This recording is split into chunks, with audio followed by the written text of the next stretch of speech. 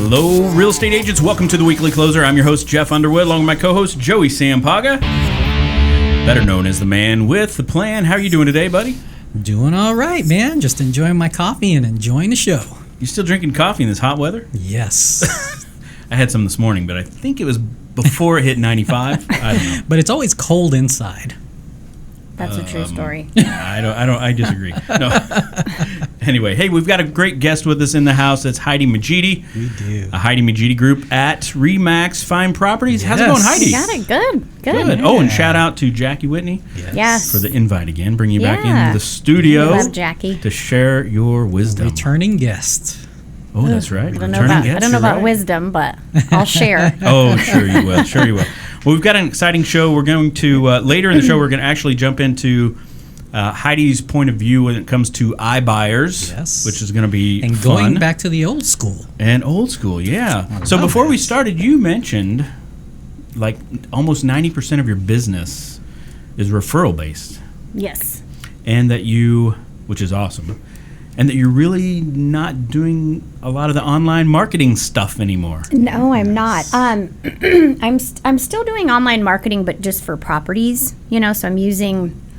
Right. I'm still using social media and things like that to leverage to really get the word out on our listings. Sure. But I'm not paying for leads like online lead gen. So right. The Z's of the world and the other online lead generation sources I've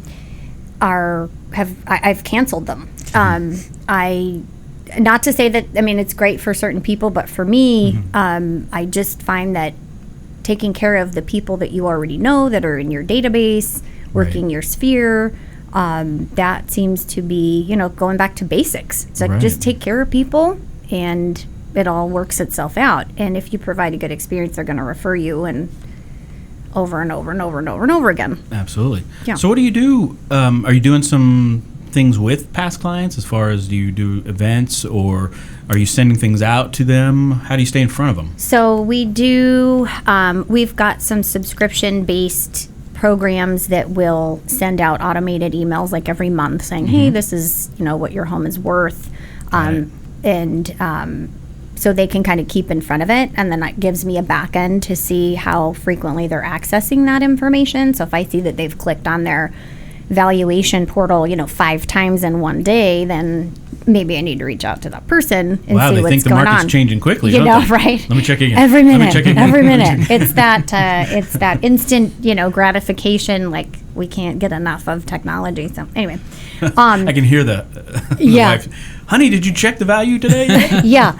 I'm doing it now. So it's so that has been great for some of our, sellers. And then staying in front of them with that and, social media campaigns and sending out, like I have some of the BombBomb accounts that send out monthly just videos. Just little things to stay in front of them. And I'll make phone calls and send out texts like, hey, just thinking about you today. Hope you're well, Right. Nothing really profound like, hey, do you want to sell your house today? Nobody wants to be sold. So just being genuine and authentic with my my touch. And I usually get responses, oh, hey, I was thinking about you. And I referred you to my cousin. Oh, awesome. Whatever. So if they know that you're thinking about them and care about them, then they... So is there a particular reason you just said, I'm going to cancel all my online lead gen?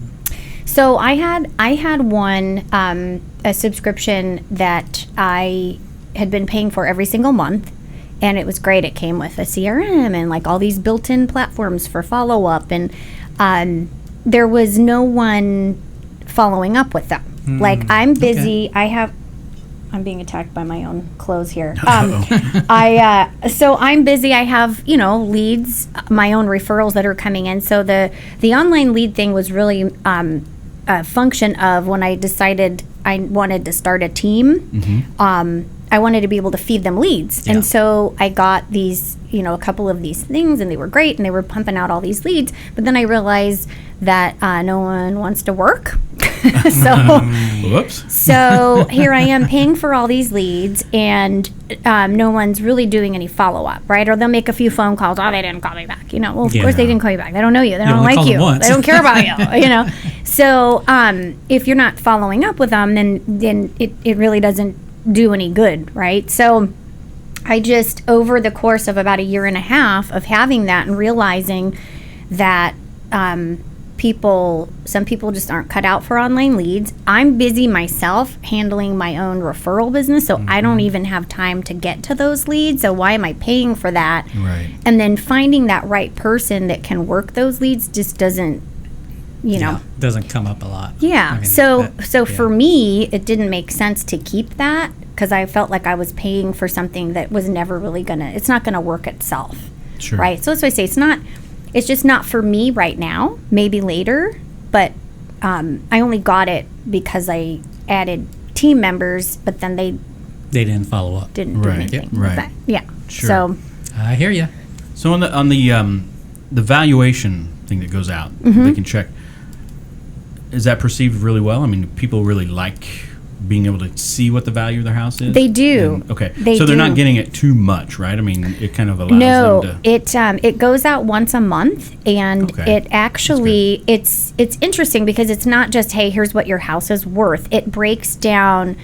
Here's what you paid for your home. Here's the amount of equity you have. Here's what it looks like if you were to refinance. Here's what your house would be worth if you were to rent it out. Got If it. you did Airbnb, you could get this kind of income. So it's a full comprehensive analysis of their property, not just, hey, here's how much your house is Sure. worth Okay. today.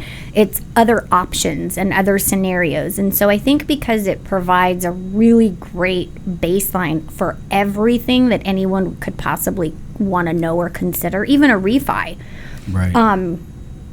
they find a lot of value in that and they appreciate that and they don't feel like they're being sold. It's just information. Sure. Yeah. And Okay. it goes out once a month. It's non-intrusive. And when I started that, because I just recently started doing that, and the response was overwhelming, and people were like, "Wow, this is that's awesome. That's great. And they can request, if they see the value that's generated and they say, I don't agree with this, they can request an update. Yeah. And I've had a few people that have said, I want you to send this to, so-and-so. Sure. Sure. So, No, that's great. I mean, I good stuff. I think it definitely makes sense today. I there probably weren't a lot of people that wanted those back in 2007 to 2009. right. Oh, hey, by the way, your house went By down the 50%. way, yeah, right. Did you want to sell? Yeah, no, you're right. Here are your options. Yeah. Anyway, so why don't we get into the iBuyer stuff a little bit? Yeah. Because I know that's such a hot topic with It agents. is. What do you see out there with agents anyway? I mean, how are they? Because I hear mixed things about how are they responding to Yeah. so many iBuyers, and so many new ones are coming in too. There It are. just seems like Yeah, left Almost and every- right. It's like every day you're getting hit either on social media or you're hearing a radio ad for whatever, right? We'll right. sell your house for nothing, or we'll buy your house and cut everybody out of the deal. So Right. the bottom line is, technology is key. And people want everything right now. So this iBuyer frenzy, it's not going anywhere. It's only going to become more and more relevant in our industry. So we Right. have to figure out ways to all work together and kind of embrace it for what it is, instead of running away from it and being intimidated and viewing it as a threat to our industry, and in just working together, right? Playing in the sandbox, Sure. as I said earlier. It's like we can all play in the sandbox together. So, the way that I've kind of incorporated it into my business is, first of all, educating myself on the process of how majority of the big ones operate. So going through it as a consumer. What is the consumer experiencing? So I know that angle, and then I can explain it to my client. And then also knowing the back end of each one as well. How is that agent relationship with experience if I were to refer somebody over? So you have to know the inner workings of it so you can properly educate and explain it to your client. right.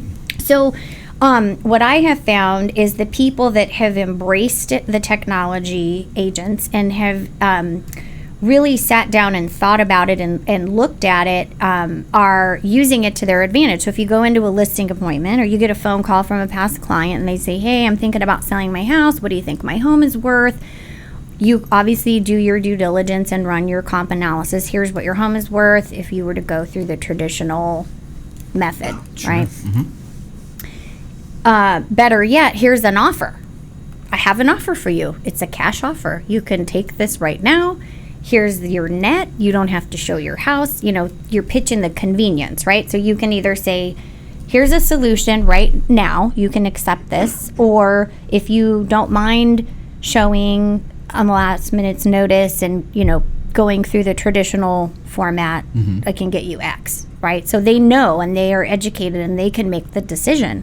And I've had some pretty great experiences very recent with these iBuyer programs where I have brought these contracts to my clients and said, hey, here's what we've got. What do you want to do? And they're like, oh, let's do it, you know? So I'm not so hung up on what have I lost, which a lot of agents get hung up on. What are they losing out on? I'm not getting my full, you know, bananas out of the deal. So, so for me, I don't worry about that because that just tends to work itself out eventually. If you take care of people, the rest just naturally flows. So I worry about, does this make sense for my client? Are they good? Are they happy? Let's get them under contract, and then they buy something else, right? So then that's where I get to represent them and go through that. Still being there, right? Like the real estate industry is not under threat. Like we're not needed. We still are needed. We just have to figure out how to incorporate that technology and that convenience into our business and provide that to our client. Right. No, totally makes sense. How do you think the consumer mindset is shifting with the iBuyer stuff? I think, again, it's just convenience. I've had a client, a great client that I've had for years, and she owns a lot of portfolio. She probably has, I don't know, maybe 20 properties in her rental portfolio. And when she's ready to sell one or rent one, she calls me and says, do this, do that, whatever. And so recently she reached out and said, hey, I've got a couple properties. I want you to put them on the market. And I said, okay, well, here's what they're worth. Here's the process because there's tenants in place. And then the next day she's called me and said, don't put them on the market. And I said, okay, no problem. Is there a reason why? And she said, well, I submitted a request and I got an offer through one of the, can I say? Yeah, sure. So in this particular instance, it was OfferPad. And I said, okay, cool. And I said, did you submit to any of the other ones? And she's like, well, I didn't know there were any. And I said, yeah, there's Open Door, there's Zillow, there's a lot of different platforms now. Right. And if you're considering going that route, which I think is a great option for you, maybe you explore the other ones. And in fact, I'll do it for you. Yeah. I submit, I get it, send it to her. She goes, no, I still think the other one is the better way. My net is higher. I said, awesome, great. Keep me informed as things progress. Let me know what's going on. So she did that for the one property. The other one, I went ahead and submitted. I got the offer. I sent it to her. Same exact thing. Yeah. So she has been texting me her experience. It's been great. I said, that's awesome. And she said, I didn't know that agents work with these programs. And I said, that's because most agents aren't aware of it and they're intimidated by it. But absolutely, they absolutely work with agents. In fact, they encourage it. So in the future, if you ever want to take advantage of this convenience, let me know and I'll just handle all of it for you. Now, I have one of her other properties listed that's over $1 million. And I said, that's not in, because she's like, did you submit that? And I said, I did, but that's out of their buy box, right? Yes. So the iBuyer thing is there, and it's great for people if it fits into the iBox and the numbers make sense. Doesn't always, right? So they don't take properties with solar panels if there's a lease to assume. They don't take homes that were built, in the 1920s. They don't take properties on septic. So guess what? Like, work with that. If you don't want to work with the iBuyers, now and you deem them as the enemy, okay, fine. Then you find your new niche, which is now solar panels, right? So if the consumer is going to go to those websites because it's in their face, Sure. and then they get a response that says you don't fit into our buy box, well, now you can market your services to try to pick up the, Right. Right. the overflow that's not being grabbed by the Right. iBuyer already. Yeah. And you mentioned another example too of a client that that maybe they didn't want any showings, I guess, Oh, right? my God. And so you reached out? Yeah. So they said, we're thinking that we might want to sell our house. We're not sure. Can you just see what it's worth? And then in the same breath, they said, oh, I don't want to get my house ready. I have 3 boys. I have 3 cats. I've got mess wall to wall. It's just a disaster. Like, it would take me forever to get my house ready to sell. And I just don't know that I want to deal with that. So I didn't even ask permission. I just went straight on to, and I got the offer. And I said, I listened. Here you go. I got an offer for you. And they said, what? And I said, I got an offer for you. Here it is. And sorry, that was really loud. Here's, That's right. Here, Yeah, yeah, I did right. Here's the offer. What do you think? And I said, if you were to get your house ready and put it on the open market, you could probably get a little bit more. But, you have to decide if it's worth it to you. Is 20 grand worth it to you? Is it worth it to you? And they said, no, like, let's do it. And so we accepted the contract. That was from Open Door. Accepted the contract. I did not have it on the MLS. I did represent them as a seller, and Open Door paid me for that. So it was great. Send over the referral. I got a little something for the referral. My client was thrilled to death. I'm a hero. They bought they upgraded, so they purchased, so I represented them on that, simultaneous closing. And now I have another. Which made it convenient for you on the purchase side, on the buy side. Oh, it was great. Because you could choose when the closing Well, happens. and check this out, right? So the market's crazy right now with multiple offers. Everybody, you got 10 offers on a house before you even get there. And so how am I going to compete when I have a contingency? Right, yeah. Because Absolutely. it's cash and it's done. Yeah.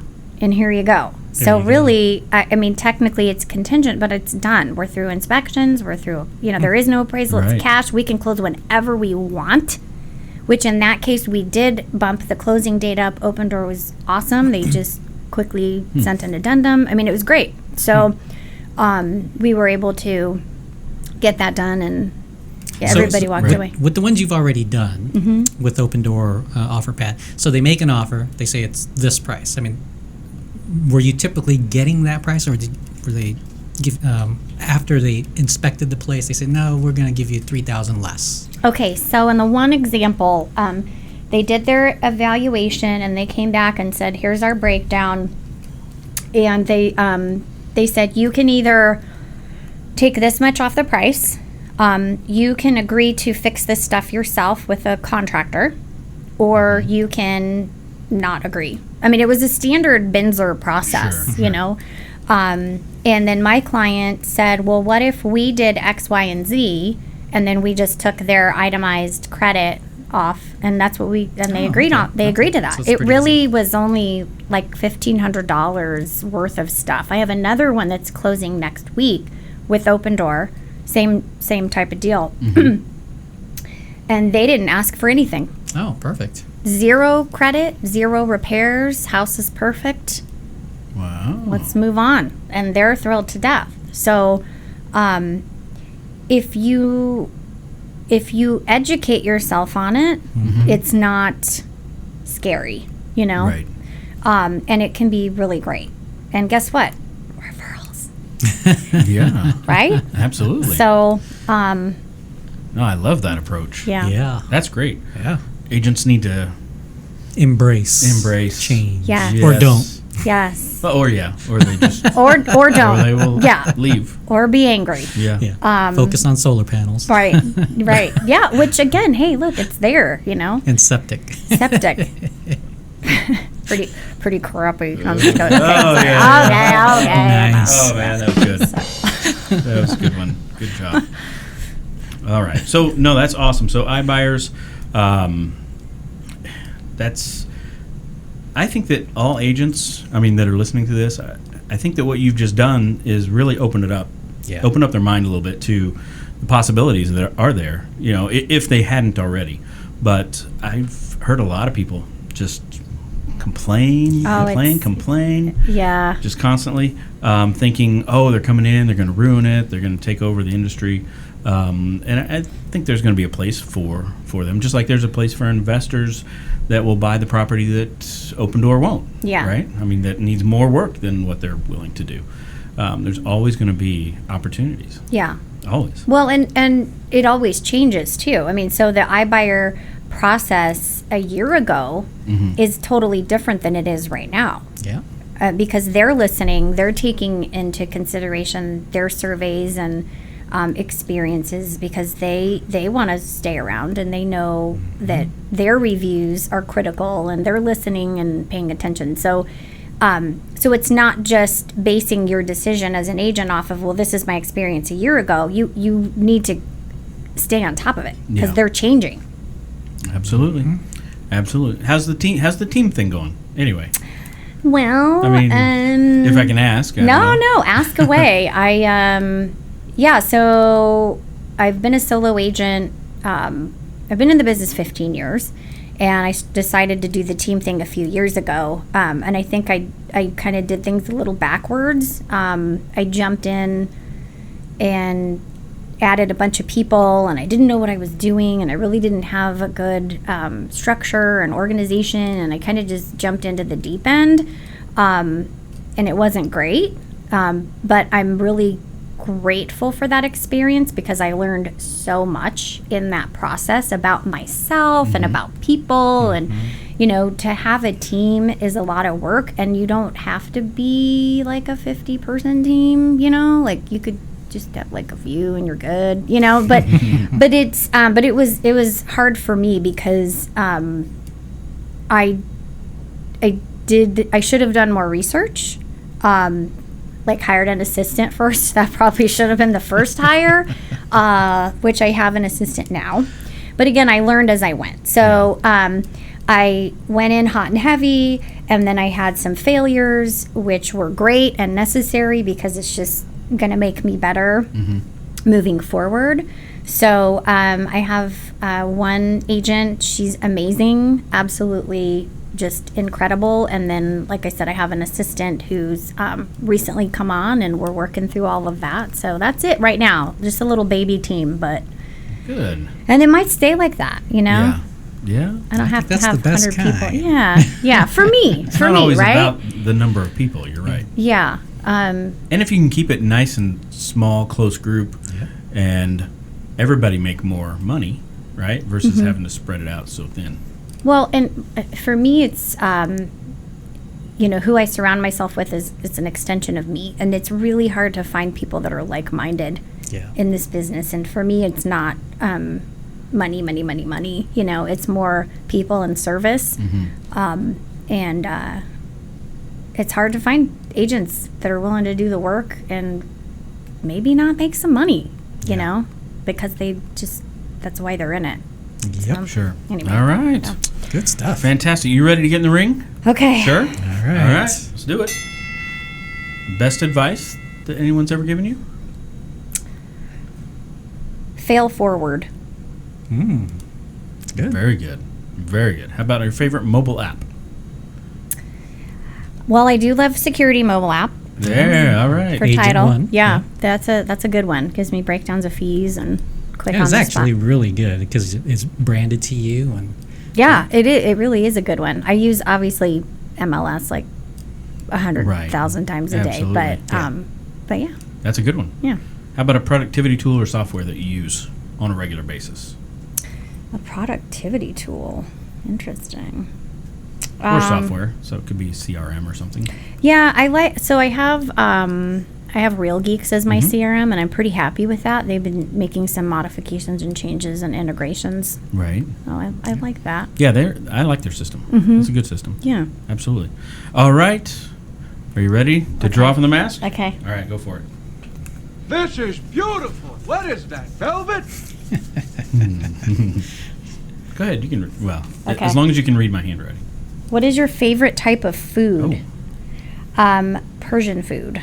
Ooh. I love Persian food. My husband's Persian, okay. which is how I got introduced to it, but I think it's amazing. Where would you recommend us going? So my favorite Persian restaurant is Pars, Pars. It's North Scottsdale. It's really good. It's small. There's like never anyone there, Nice. but it's really So how do they stay in business? I know. It's all takeout.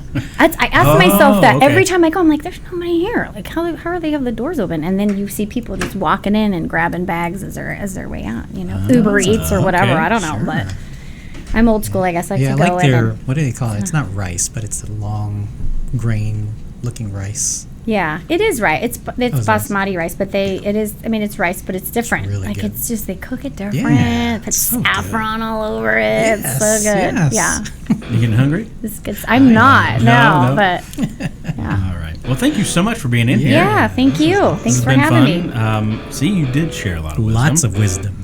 There you go. Yeah. There Well, you go. I hope somebody learned something. I know I did. Absolutely I they always do. So Well, thanks you, for Heidi. having me. Absolutely. Until next time, agents, we will see you later. Adios, Have a great day. amigos. Bye-bye. Okay.